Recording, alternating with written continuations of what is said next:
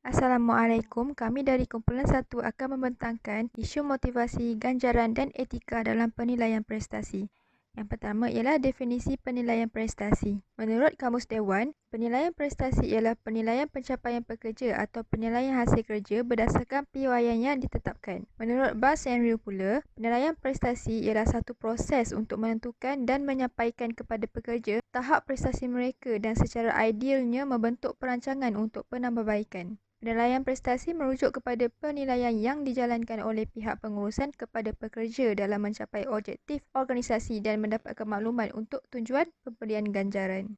Seterusnya, rajah ini menunjukkan hubungan antara objektif organisasi dan individu adalah saling berkait. Dari segi perspektif organisasi akan menetapkan suatu objektif untuk mencapai maklumat organisasi. Dari segi perspektif individu pula, usaha dan ganjaran yang diterima akan menghasilkan suatu pencapaian.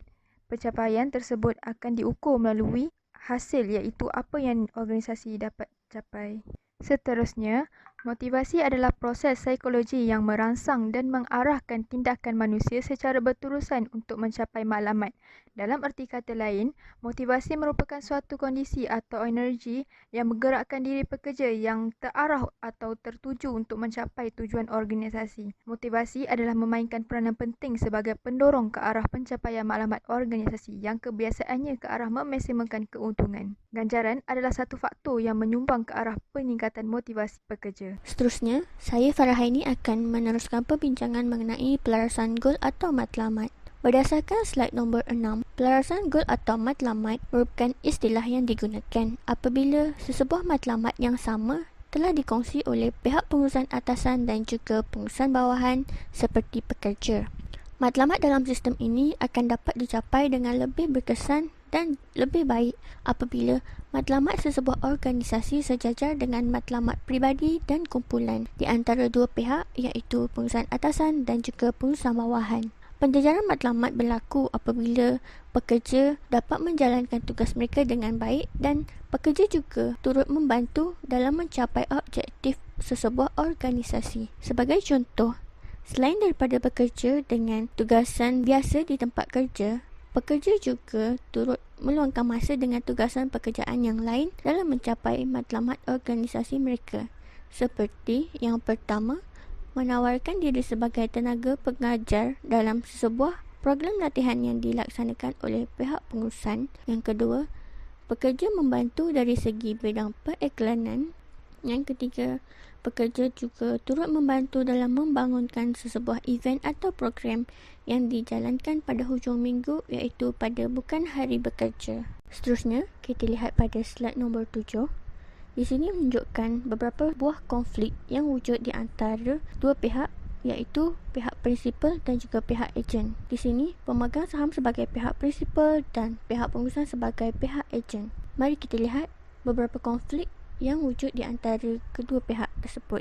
Konflik yang pertama ialah apabila pemegang saham ingin meningkatkan pendapatan sesaham dan harga pasaran, tetapi pihak pengurusan pula ingin menguruskan syarikat dalam mencapai objektif syarikat, maka kedua-dua pihak tidak mencapai matlamat yang sama. Konflik yang kedua ialah pemegang saham ingin meningkatkan nisbah pelabur ataupun dividen sesaham, tetapi pihak pengurusan pula ingin meningkatkan pendapatan dan saiz syarikat. Yang seterusnya, konflik yang ketiga ialah pemegang saham ingin meningkatkan tahap tanggungjawab korporat dan sosial syarikat, tetapi pihak pengurusan matlamat mereka ialah untuk meningkatkan pendapatan peribadi. Maka kita dapat lihat kedua-dua pihak tidak mencapai matlamat yang sama di antara prinsipal dan juga ejen. Wujudnya konflik ini kerana matlamat ataupun pelarasan gol yang kita lihat daripada slide sebelum ini adalah tidak sama.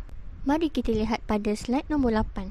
Pada slide ini kita akan melihat sedikit sebanyak mengenai definisi teori agensi. Menurut Jensen dan McLean tahun 1976, teori agensi adalah sebuah teori pengurusan dan ekonomi yang cuba menjelaskan hubungan dan kepentingan diri dalam sebuah organisasi perniagaan. Ia juga menerangkan hubungan di antara dua pihak iaitu prinsipal dan ejen sebagai perwakilan kawalan. Teori agensi juga menerangkan cara terbaik untuk menganjurkan hubungan di mana satu pihak iaitu prinsipal menentukan kerja pihak yang lain iaitu ejen untuk melakukan atau membuat keputusan bagi pihak prinsipal. Namun, masalah di antara prinsipal dan ejen juga boleh wujud dan ia akan membawa kepada bahayanya moral dan konflik kepentingan. Masalah antara ejen dan prinsipal wujud apabila satu pihak iaitu ejen bersetuju untuk bekerja bagi pihak prinsipal dan insentif sebagai balasan kepada ejen. Perjanjian sedemikian mungkin menanggung kos yang besar untuk ejen sehingga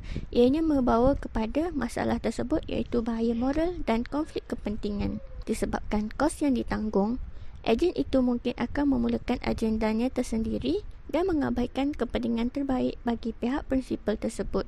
Khususnya, ia akan menyebabkan masalah di antara ejen dan prinsipal berlaku. Seterusnya, kita lihat pada slide nombor 9. Dalam slide ini, kita akan lihat pertalian di antara prinsipal dan juga ejen. Pertalian prinsipal ejen merupakan suatu keadaan di mana satu entiti akan secara sah melantik entiti yang lain untuk bertindak bagi pihaknya.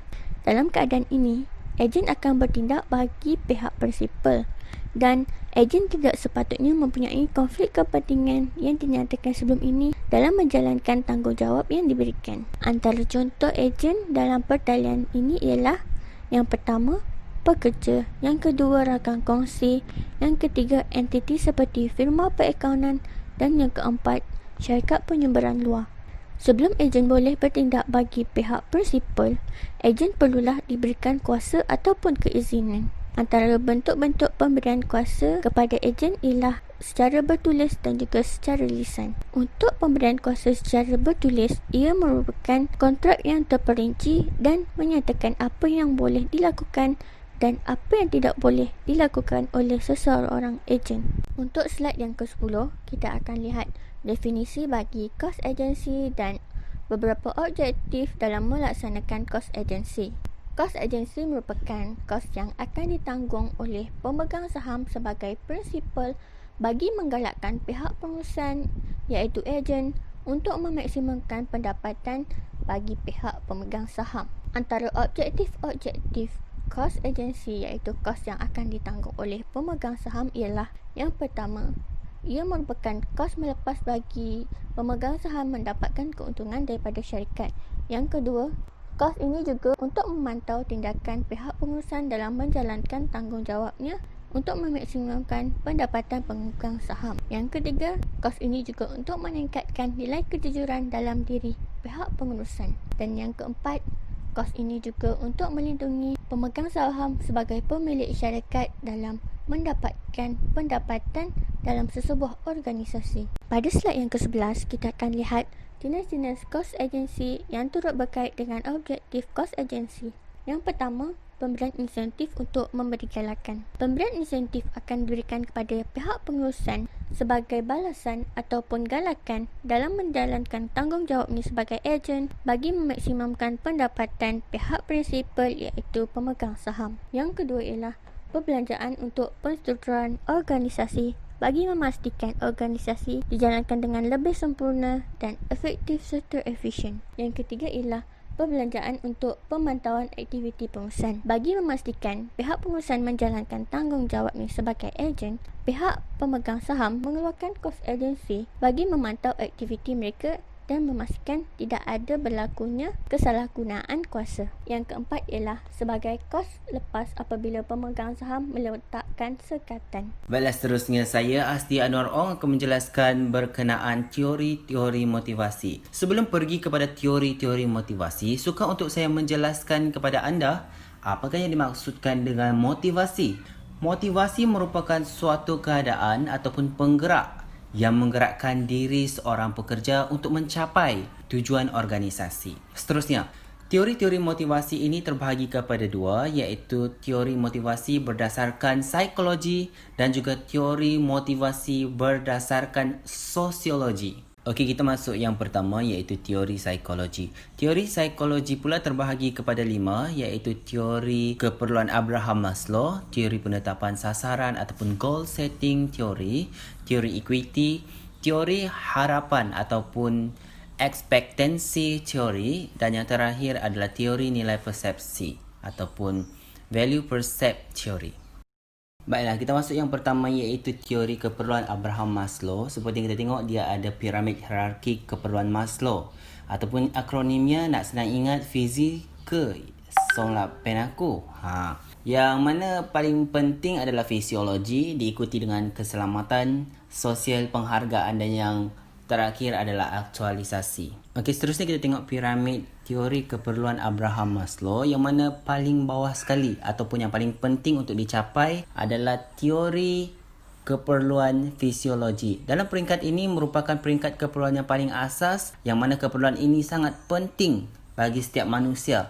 Keperluan asas ini merangkumi apa sahaja yang diperlukan oleh manusia untuk terus hidup, seperti mendapatkan makanan, minuman dan tempat tinggal. Seterusnya yang kedua adalah keperluan keselamatan. Termasuk di dalam keperluan ini adalah keselamatan pribadi, keselamatan kewangan, kesihatan dan tidak menjadi mangsa kepada penyalahgunaan kuasa.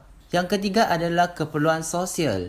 Keperluan sosial ini adalah keperluan manusia untuk rasa dicintai dan merasa perasaan kekitaan. Semua pekerja perlu merasa bahawa mereka diperlukan dan mempunyai peranan tersendiri dalam organisasi. Jika keperluan sosial ini dipenuhkan, maka dapatlah kita elakkan ataupun kurangkan rasa stres di tempat kerja. Yang keempat adalah keperluan penghargaan diri ataupun self-esteem.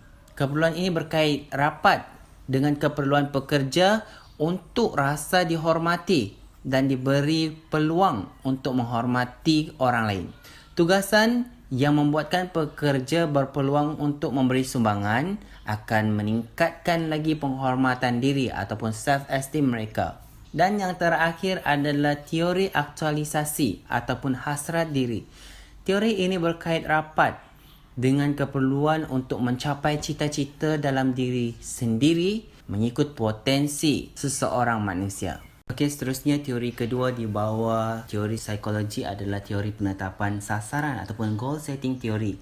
Okey, dalam gambar raja ni kita dapat tengok goal setting theory yang ada beberapa perkara yang perlu dititik beratkan dalam teori ini, seperti the goals to work unit, set a specific goals, ask supervisor to set their goals, hold performance meeting, ongoing feedback and coaching, ensure focus on relevant areas, align reward system with result, include employees in goal setting. Okey, kita tengok penjelasannya di slide seterusnya. Okey, dalam teori penetapan sasaran ataupun matlamat ini, terdapat 5 prinsip utama yang penting dalam penetapan matlamat untuk memotivasikan seseorang pekerja ataupun individu. Yang pertama sekali, mestilah jelas ataupun kejelasan.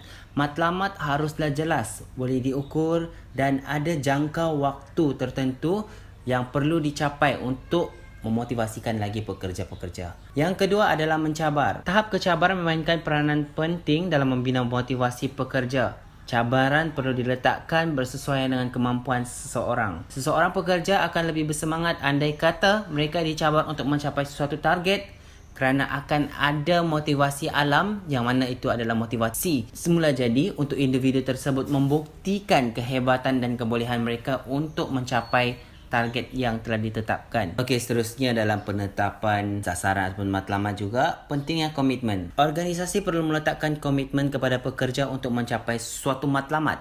Kerana apabila pekerja mempunyai komitmen, maka mereka akan merasakan diri mereka adalah sebahagian daripada matlamat yang ingin dicapai oleh organisasi, seterusnya menyebabkan mereka lebih termotivasi. Yang keempat adalah maklum balas. Maklum balas adalah bertujuan untuk memberikan penjelasan, penyelarasan matlamat untuk memperbaiki kesilapan pekerja dan juga mendapat pengiktirafan apabila pekerja telah bekerja bertungkus lumus. Dan yang terakhir adalah kelumitan tugas. Pekerja yang mempunyai tugasan yang kompleks mungkin sudah mempunyai motivasi yang di peringkat tinggi kerana sudah terbiasa dengan tugas yang rumit. Namun perlu kita untuk berikan sasaran fokus untuk pekerja-pekerja agar mereka lebih fokus untuk mencapai matlamat mereka. Baiklah, seterusnya dalam kategori teori psikologi iaitu terdirinya juga teori equity. Teori equity ini dikenalkan oleh John Stacey Adam yang menekankan kepentingan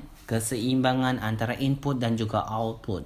Input ini adalah segala macam sumbangan yang diberikan oleh individu ke dalam suatu organisasi. Manakala output pula adalah ganjaran ataupun pulangan yang pekerja tersebut akan peroleh hasil daripada input yang disumbangkan oleh mereka. Input ini sebagai contoh usaha, ketekunan, kesungguhan, kerajinan, kesetiaan, kemahiran, komitmen, pengorbanan, kelayakan akademik, flexibility dan seumpamanya. Manakala output pula adalah seperti gaji, bonus, kemudahan, faedah, pengiktirafan, keselesaan tempat kerja, jaminan, pujian dan sebagainya. Ini bermakna keseimbangan perlu berlaku di antara input dan juga output. Misalnya seorang majikan jika ingin memotivasikan pekerjanya, maka dia boleh menggunakan teori ini dengan cara memberikan output yang setimpal agar pekerja tersebut lebih bermotivasi dan bersemangat dalam melaksanakan tugasnya. Namun, sekiranya majikan bersikap berat sebelah dan tidak mengimbangi teori ini, misalnya dia membayar gaji yang lebih tinggi kepada pekerja yang mempunyai kelayakan akademik yang rendah, pastinya akan menimbulkan rasa tidak puas hati kepada pemegang-pemegang kelayakan akademik yang lebih tinggi namun dibayar gaji rendah. Seterusnya menyebabkan mereka ini merasa malas, tidak ingin lagi melakukan kerja dengan bersungguh-sungguh kerana hilangnya motivasi. Seterusnya adalah teori harapan. Teori ini diperkenalkan oleh Victor H. Vroom yang mana beliau telah memperkenalkan sebuah formula bagi menjelaskan hubungan antara motivasi dan juga harapan. Menurut teori ini, nilai motivasi akan meningkat jika nilai dan juga harapan meningkat. Jika salah satu antara nilai dan juga harapan adalah sifar, maka nilai motivasi akan menurun. Misalnya, usaha seseorang individu itu bergantung kepada kebarangkalian yang akan dirasakan bahawa usaha akan membawa kepada prestasi yang baik. Begitu juga dengan prestasi seseorang individu itu bergantung kepada kebarangkalian yang dirasa bahawa prestasi yang baik akan membawa kepada hasil yang diingini, iaitu ganjaran. Malah, sejauh mana ganjaran tersebut dapat memenuhi matlamat individu ataupun keperluan individu itu dan daya tarikan ganjaran yang berpotensi bagi seseorang individu. Yang kelima dalam teori psikologi adalah teori nilai persepsi ataupun value percept theory. Teori nilai persepsi berpendapat bahawa kepuasan kerja bergantung kepada persepsi pekerja terhadap pekerjaan, sama ada pekerjaan mereka itu dapat menyediakan nilai kepuasan yang mereka hendak ataupun tidak. Manusia akan menilai sesuatu kepuasan pekerjaan berdasarkan aspek-aspek tertentu dalam pekerjaan tersebut. Maka kita dapat lihat di sini untuk mengira ketidakpuasan seseorang pekerja dapat dilihat melalui formula yang mana ketidakpuasan bersamaan dengan nilai yang mereka hendaki tolak dengan nilai yang sedia ada, maka hasil daripada penolakan tersebut akan didarab dengan nilai kepentingan, iaitu menunjuk bahawa sejauh mana kepentingan nilai tersebut terhadap pekerja tersebut. Seterusnya kita akan beralih kepada teori dalam kategori yang kedua, iaitu teori sosiologi. Sosiologi terkandung ataupun mempunyai dua teori, iaitu teori elit dan juga teori feminisme. Yang pertama adalah teori elit. Teori elit menerangkan tentang pentingnya sekelompok penguasa ataupun elit dalam sesuatu sistem. Terdapat dua konsep penting dalam teori ini, iaitu Pareto dan juga Mosca. Pareto adalah masyarakat yang diperintah oleh sekelompok kecil orang yang mempunyai equality yang diperlukan dalam kehidupan sosial dan politik. Manakala Mosca adalah dalam kalangan masyarakat selalu muncul dua kelas, iaitu kelas diperintah dan juga memerintah.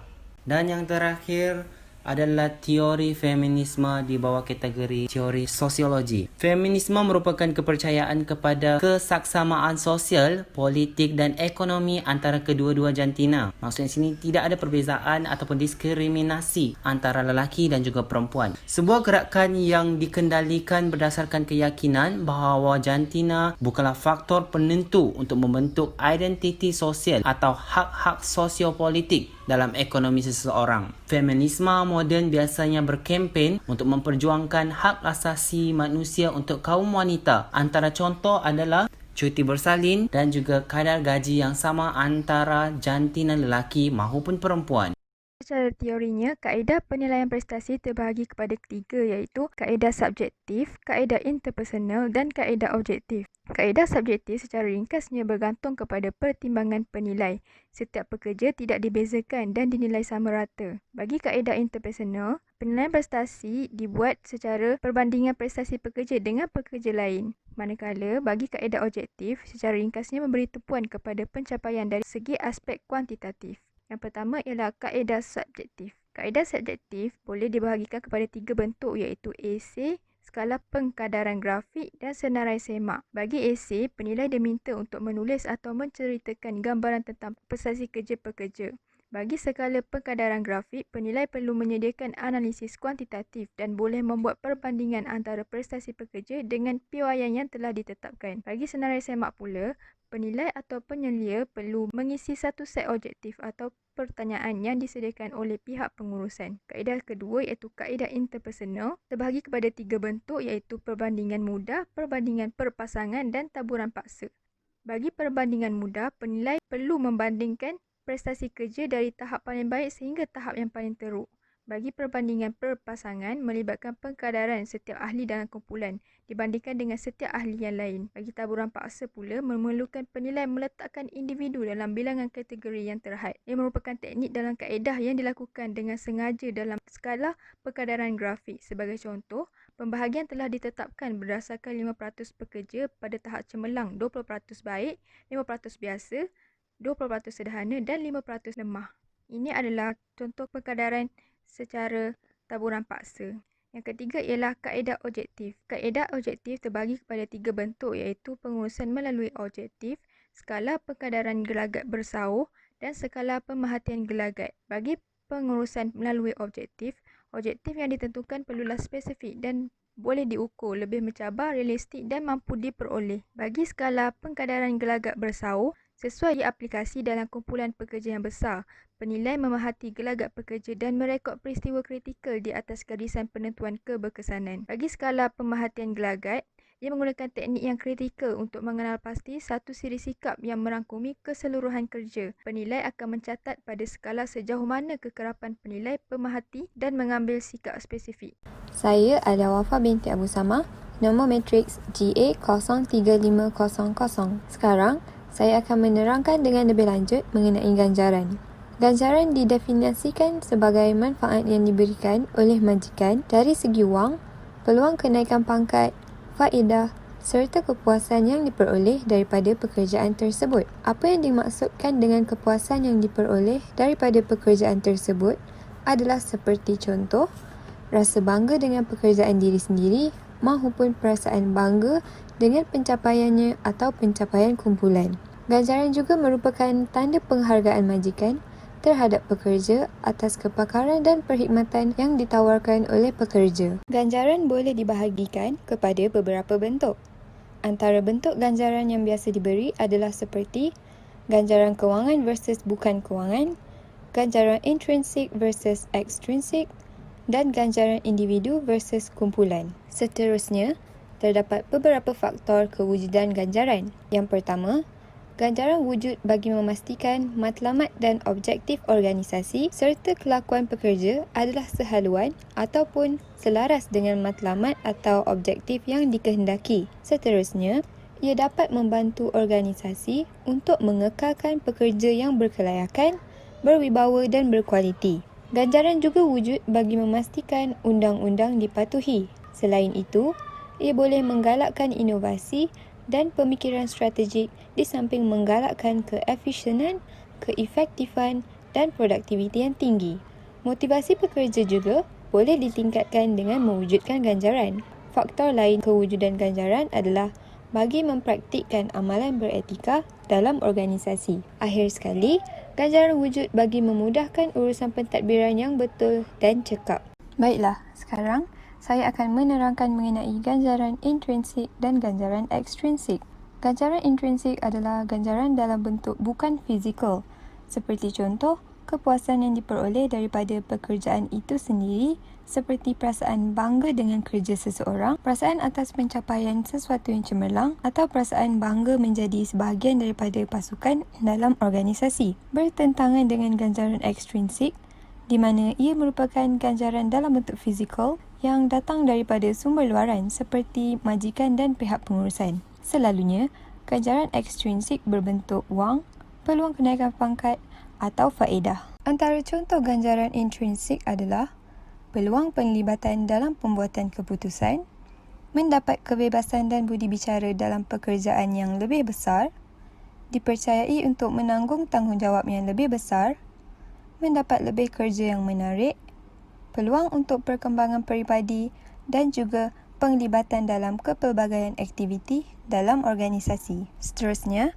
contoh ganjaran ekstrinsik pula adalah seperti gaji, bonus atau komisen, faedah sampingan, percutian, keadaan tempat kerja yang ditambah baik dan juga berkongsi keuntungan.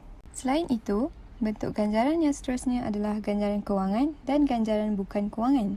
Ganjaran kewangan merupakan insentif yang melibatkan wang secara langsung terhadap pekerja, manakala ganjaran bukan kewangan pula merupakan insentif yang tidak melibatkan wang secara langsung terhadap pekerja. Antara contoh ganjaran kewangan seperti yang tertera dalam slide adalah seperti bonus, komisen, allowance, cuti berbayar, skim pencen dan juga pembahagian keuntungan. Manakala, contoh ganjaran bukan kewangan pula adalah seperti masa bekerja yang fleksibel, faedah penjagaan kesihatan, pangkat yang ditawarkan dalam organisasi, kad perniagaan, mempunyai sekretari tersendiri di organisasi dan juga mempunyai kelebihan ruang parkir yang dihaskan di tempat kerja.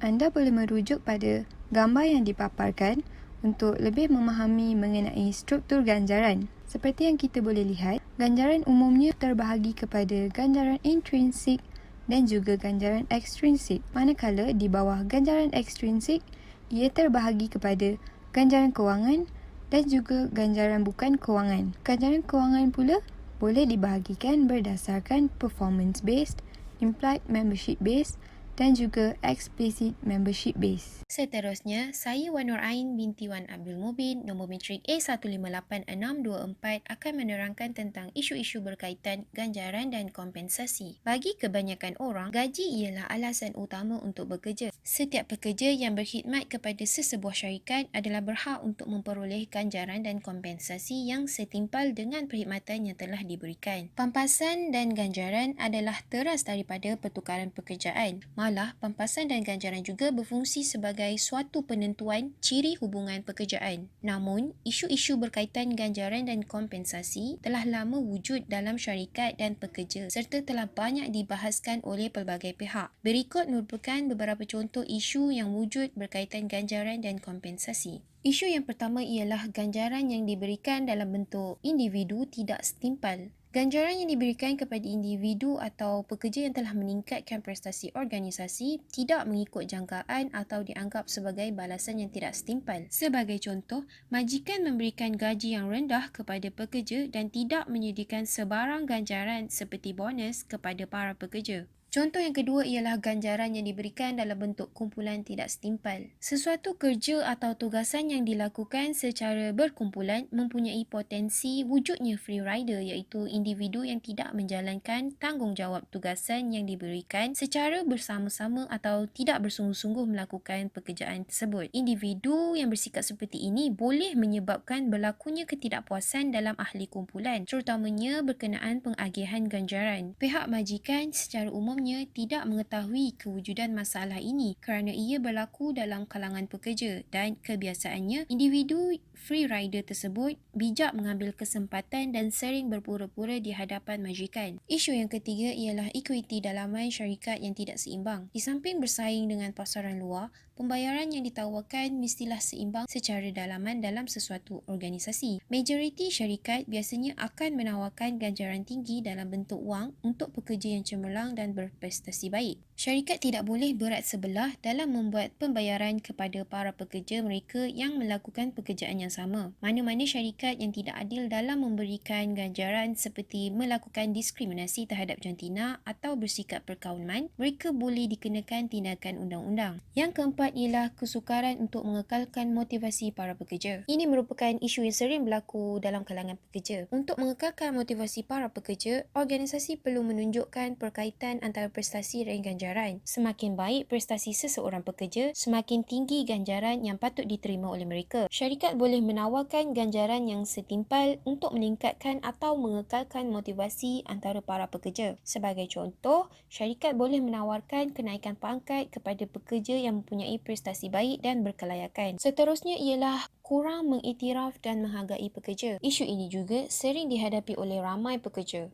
Kaki tangan pengurusan sumber manusia dalam sesebuah syarikat perlu mendidik pengurus yang mengendalikan pekerja untuk bersikap adil dan melatih pengurusan tentang cara menggunakan ganjaran dan pengiktirafan. Hal ini adalah untuk membuat para pekerja merasa gembira dan dihargai dalam syarikat tersebut. Pekerja yang bermotivasi secara tidak langsung akan membantu merangsang ekonomi syarikat. Isu yang seterusnya ialah masalah kewangan dan masalah pampasan. Terdapat beberapa organisasi yang mempunyai cabaran untuk mengimbangi masalah belanjawan dan masalah pampasan pekerja kerana sumber daya pampasan dan kewangan yang terbatas. Syarikat yang mengalami masalah kewangan akan mengurangkan kadar ganjaran yang sepatutnya diberikan kepada para pekerja mereka. Para pekerja yang cemerlang dan berprestasi baik tidak dapat memperoleh bonus dan kenaikan pangkat yang sepatutnya diberikan kepada mereka. Kesannya, pekerja akan kurang bermotivasi terhadap pekerjaannya, seterusnya menyebabkan kemerosotan dalam produktiviti syarikat. Isu seterusnya ialah belanjawan yang tidak seimbang menyebabkan tiada pengurusan pekerja.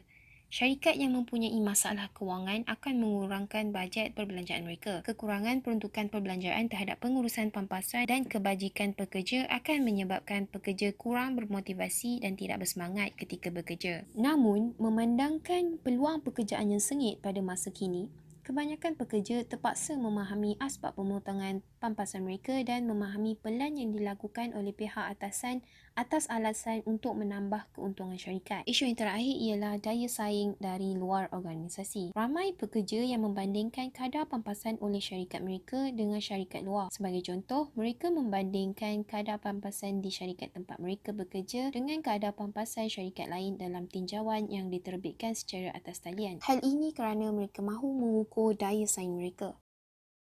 Namun sebenarnya kadar pampasan yang diterima adalah berbeza mengikut tenaga kerja yang ditawarkan oleh pekerja. Nama saya Latifah Robania binti Sri Muhammad, nombor matrik A157963.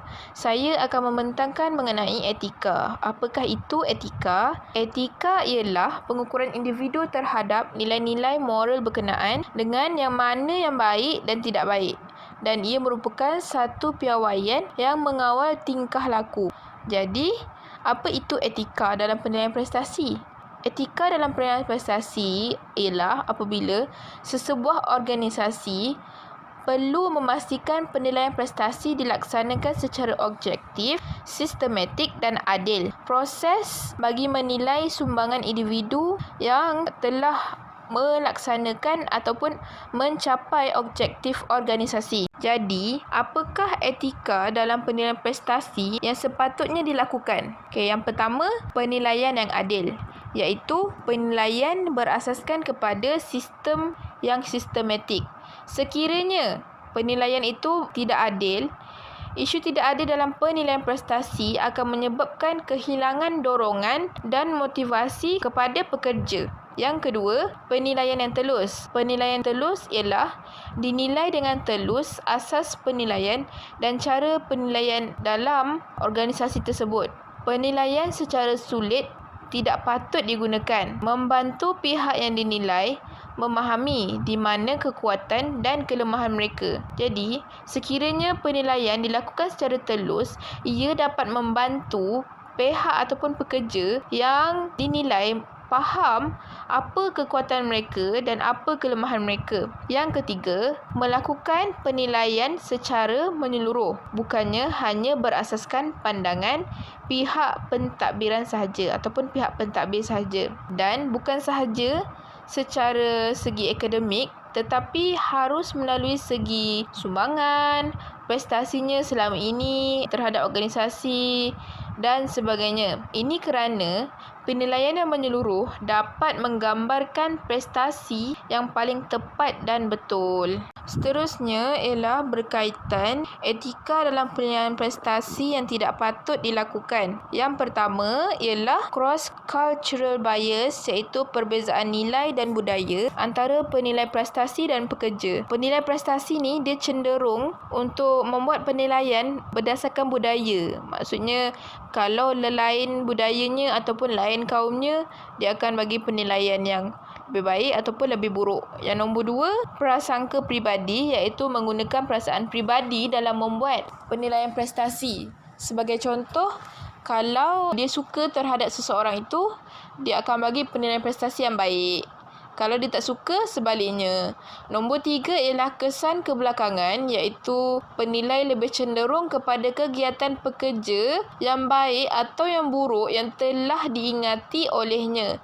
Maksudnya, kalau diingat pekerja tu buat kerja dengan baik sebelum ni, dia akan bagi penilaian baik. Kalau pekerja tu sebelum ni dia buat kerja buruk ataupun tak baik, dia akan bagi penilaian prestasi berdasarkan kerja sebelum ni.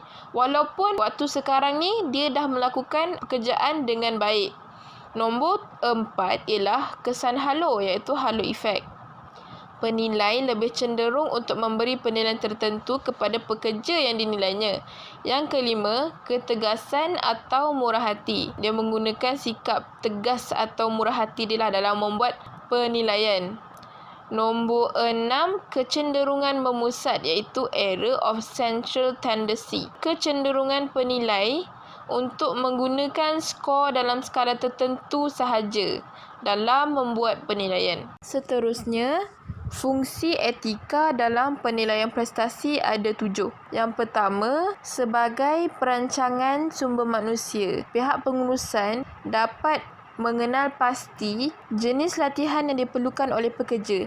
Sekiranya penilaian prestasi dilakukan dengan sebaiknya, ia dapat membantu dalam menentukan keupayaan dan kemahiran yang diperlukan untuk sesuatu kerja dan dapat mengenal pasti kekuatan dan kelemahan ahli-ahli dalam organisasi. Yang kedua, pengambilan dan pemilihan. Ini bila kita buat penilaian prestasi dengan sebaiknya, ia membolehkan ramalan-ramalan dibuat mengenai prestasi calon-calon yang akan memohon pada masa hadapan kepada organisasi tersebutlah. Penilaian yang dibuat ke atas pekerja sedia ada membolehkan pengurusan membuat ramalan tentang kebolehan calon-calon yang akan datang ni, yang datang dari latar belakang yang sama dengan pekerja-pekerja dalam organisasi yang sedia ada dalam organisasi tersebut. Yang ketiga ialah pembangunan sumber manusia. Ia dapat menunjukkan keperluan-keperluan tertentu kepada pengurusan terhadap latihan, pelajaran dan perkembangan diri seseorang pekerja.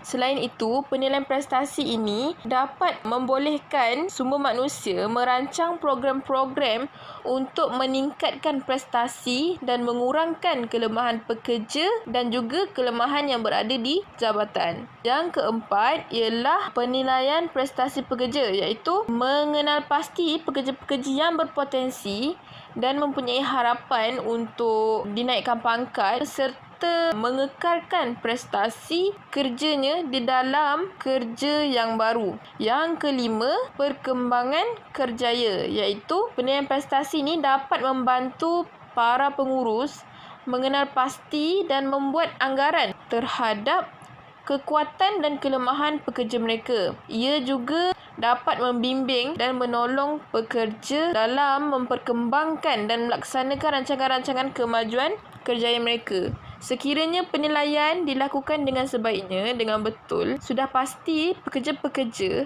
dia akan bekerja dengan sebaiknya untuk memperkembangkan lagi kerjaya mereka. Yang keenam ialah dapat melakukan program-program yang berkaitan ganjaran. Ianya merupakan asas kepada pembuatan keputusan bagi memberikan ganjaran kepada kaki tangan. Kalau penilaian prestasi itu dilakukan dengan sebaiknya, sudah pasti ganjaran pun dapat diberikan dengan sebaiknya. Sistem penilaian yang baik mendorong kaki tangan untuk terus berusaha sebaik mungkin atas kepercayaan bahawa semakin baik mereka bekerja, semakin banyak ganjaran yang mereka akan dapat. Selain itu, ia juga mampu mendorong pekerja yang lemah untuk mengubah sikap dan mereka akan bergerak setanding serta boleh ditukar dengan rakan-rakan mereka yang berprestasi tinggi.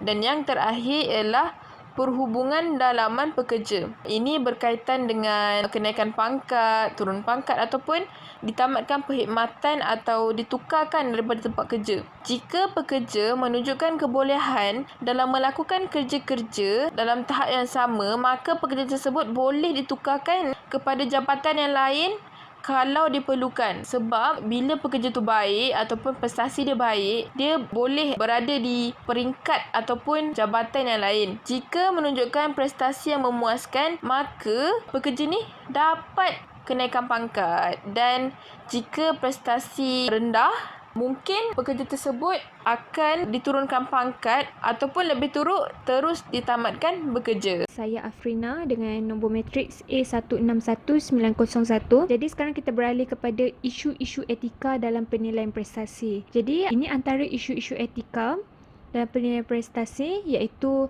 kita ada diskriminasi, pilih kasih, rasuah, salah guna kuasa dan juga kepentingan syarikat yang menyebabkan kegagalan bagi organisasi untuk menilai prestasi pekerja mereka. Jadi kegagalan untuk mengelakkan isu-isu etika, dia bukan saja akan menyebabkan kekecewaan dan kekurangan motivasi kepada pekerja, tapi dia akan menyebabkan juga syarikat berhadapan dengan tekanan oleh kesatuan pekerja. Jadi ini adalah salah satu isu etika tersebut, iaitu diskriminasi. Diskriminasi ni bermaksud perlakuan yang tak adil dan layanan yang berbeza yang diberikan kepada individu ataupun kumpulan berdasarkan warna kulit, umur, bangsa ataupun jantina. Jadi pertama sekali kita boleh tengok diskriminasi umum selalunya terjadi sebab syarikat ni dia merasakan golongan yang pekerja yang lebih muda layak menerima ganjaran yang tinggi banding dengan pekerja yang sudah berusia menjangkau 50 tahun. Ini contohnya lah. Kerana mereka merasakan pekerja yang muda masih potensi untuk memberikan idea yang kreatif, produktiviti yang baik dan kualiti yang tinggi lah berbanding dengan pekerja yang lebih tua atas faktor kesihatan dan kekuatan fizikal. Seterusnya kita ada diskriminasi kaum dan juga bangsa. Ini boleh juga dikatakan sikap stereotip bahawa pekerja berbangsa Cina lebih rajin banding pekerja berbangsa Melayu. Ini sebagai contohnya lah. Dan seterusnya kita ada diskriminasi jantina, di mana pekerja wanita ni dianggap tak memiliki kebolehan seperti pekerja lelaki. Jadi penilai prestasi ni menganggap pekerja lelaki lebih produktif dalam menghasilkan kerja dan lebih layak memegang jawatan yang tinggi dalam organisasi. Jadi disebabkan diskriminasi inilah menyebabkan penilaian prestasi itu dimanipulasi. Baiklah, seterusnya isu etika pilih kasih. Okey, pilih kasih ni kita tahu iaitu berat sebelah ataupun kelakuan yang tak adil ataupun bias lah kita panggil. Jadi ini menyebabkan penilaian prestasi ni tak tepat sebabkan ada bias daripada pihak penilai prestasi tersebut. Kini contoh, pihak pengurusan ni mempunyai talian rapat dengan pekerja seperti ahli keluarga ataupun rakan baik. Jadi ada kemungkinan besar penilai prestasi tersebut ni akan meningkatkan markah prestasi pekerja tersebut tanpa melihat kekurangan yang ada pekerja itu. Jadi perkara ini telah menyalahi etika kat tempat kerja kerana ia berlaku tak adil dalam memberi layanan kepada para pekerja. Seterusnya kita pergi kepada isu etika yang ketiga, iaitu rasuah. Seperti yang kita tahu, rasuah ni merupakan satu tindakan seperti memujuk rayu, memberi ataupun menerima suapan sama ada secara langsung atau tak antara majikan dan pekerja. Kiranya kita menerima ataupun memberi hadiah kepada seseorang agar orang tu melakukan sesuatu yang kita suruh. Jadi ini contoh, seorang pekerja dalam syarikat tu, dia mendepositkan sejumlah wang ke dalam akaun bank pihak pengurusan bertujuan untuk skor prestasinya dinaikkan dengan cepat. Jadi jika pihak pengurusan tersebut menerima suapan tersebut, jadi kedua pihak merupakan pesalah dan bukan saja dia menyalahi etika dalam pengurusan syarikat, tapi dia juga telah menyalahi Undang-Undang Menurut Akta Pencegahan Rasuah Malaysia 2019. Jadi punca dan sifat tamak oleh setengah pekerja dan kenaikan pangkat ni mereka sanggup melakukan rasuah dan menyalahi etika. Jadi ini juga dikatakan kelemahan budaya korporat yang tak telus dan tidak berintegriti dalam syarikat. Seterusnya, salah guna kuasa. Kita tahu penilai prestasi ini merupakan antara orang yang bertanggungjawab dalam menguruskan sistem penilaian prestasi tersebut. Dan mereka juga cekap dalam mengendalikan sistem tersebut. Jadi, ada kemungkinan mereka ni boleh memanipulasikan keputusan yang mereka terima, memanipulasikan skor-skor dalam sistem tersebut. Dan juga boleh jadi pihak pengurusan yang melakukan penyalahgunaan kuasa, dia mengarahkan agar nilai prestasi tersebut tidak berpihak kepada pekerja yang mereka tak suka. Ini contoh. Jadi, akibat penyalahgunaan kuasa ni, sebilangan kaki tangan pengurusan dikatakan tidak jujur dan adil. Bukan itu saja, lakuan salah guna kuasa ni juga dia melahirkan suasana kerja yang tak sihat dan ia menyebabkan komunikasi dalam syarikat ni menjadi lemah, di mana pekerja di peringkat bawahan tak berani untuk bersuara tentang sesuatu perkara yang mereka tahu tapi salah. Akhir sekali iaitu kepentingan syarikat, di mana pihak pengurusan dia tak mahu langsung mengeluarkan modal ataupun memberi pendedahan atau kursus pembelajaran kepada pekerja tentang pentingnya etika dalam syarikat ataupun organisasi. Contohnya, sebuah syarikat ni mengalami kekangan belanjawan yang dia akan menyebabkan jumlah ganjaran terhadap pekerja ni akan dikawal. Oleh itu, bagi mengelakkan kos yang besar dalam memberikan ganjaran kepada pekerja, jadi mereka telah memanipulasi markah penilaian pekerja tersebut dan dikurangkan. Sebagai contoh, mereka ingin mengurangkan bonus kepada pekerja kerana mereka ingin mengawal kos belanjawan dalam syarikat. Jadi kesannya pekerja ni menerima gaji pada kadar asas saja tanpa bonus tahunan. Jadi keadaan ini dia boleh menyebabkan wujud pertentangan dalam objektif penilaian prestasi kerana syarikat telah memanipulasikan markah prestasi pekerja demi mengawal jumlah belanja yang sepatutnya dialokasikan kepada ganjaran pekerja. Baiklah, sebentar tadi saya telah pun terangkan tentang isu-isu etika dalam penilaian prestasi, dan sekarang ni saya akan memberikan beberapa cadangan bagi mengatasi isu etika tersebut. Pertamanya ialah melantik ahli jawatankuasa yang terdiri daripada pihak pengurusan yang boleh dipercayai. Jadi apabila syarikat ni tubuhkan ahli jawatankuasa penilaian prestasi, mereka dapat bekerjasama dan akan meningkatkan ketepatan skor penilaian prestasi. Sebagai contoh, jumlah skor tersebut dapat digabungkan dan mereka mengambil purata skor tersebut. Dan hal ini juga dapat mengelakkan seseorang staf penilaian prestasi ni membuat penilaian berdasarkan emosi, berat sebelah ataupun bias. Seterusnya ialah mewujudkan piawai proses penilaian prestasi. Piawai proses penilaian prestasi ni sebagai peraturan penilaian prestasi di mana setiap pekerja ni perlu ikuti arahan dan mengelakkan larangan yang telah ditetapkan. Contohnya, syarikat ni melarang mana-mana pihak berkuasa untuk melakukan diskriminasi terhadap pekerja. Jika mereka melakukan juga, maka adalah sebarang tindakan yang akan diambil. Jadi dengan adanya piawai tersebut, isu etika atau kesalahan dalam menilai prestasi sekurang-kurangnya dapat dibendung kerana terdapat penjelasan terhadap setiap tindakan yang dilakukan dalam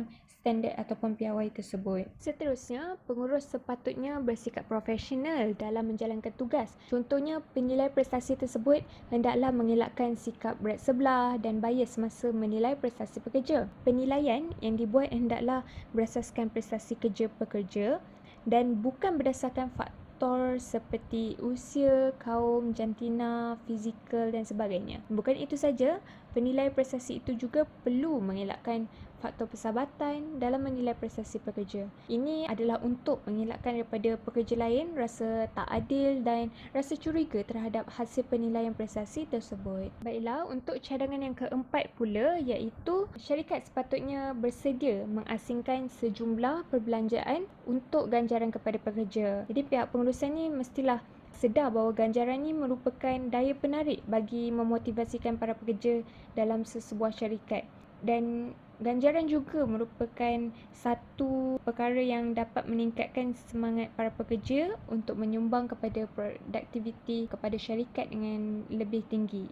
Jadi syarikat sepatutnya perlulah alokasi sejumlah perbelanjaan untuk kebajikan dan ganjaran kepada pekerja, sebab kita tahu yang pekerja ni merupakan aset terbesar dalam syarikat yang perlu syarikat jaga dan hargai. Dan akhir sekali, cadangan yang terakhir iaitu organisasi perlu mengadakan latihan etika dalam syarikat. Hal ini untuk membangunkan kesedaran pekerja tentang etika dan mencapai kredibiliti pekerja. Jadi contohnya program-program etika ni perlulah dijalankan dan diwujudkan dalam jangka waktu tertentu secara berkala. Dengan itu, pekerja tak akan melakukan sebarang tindakan yang akan memudaratkan reputasi organisasi, dan pembentukan budaya kerja berkualiti akan hanya tercapai sekiranya warga organisasi ini mempraktikkan etika kerja dan sifat integriti yang menyeluruh dan positif.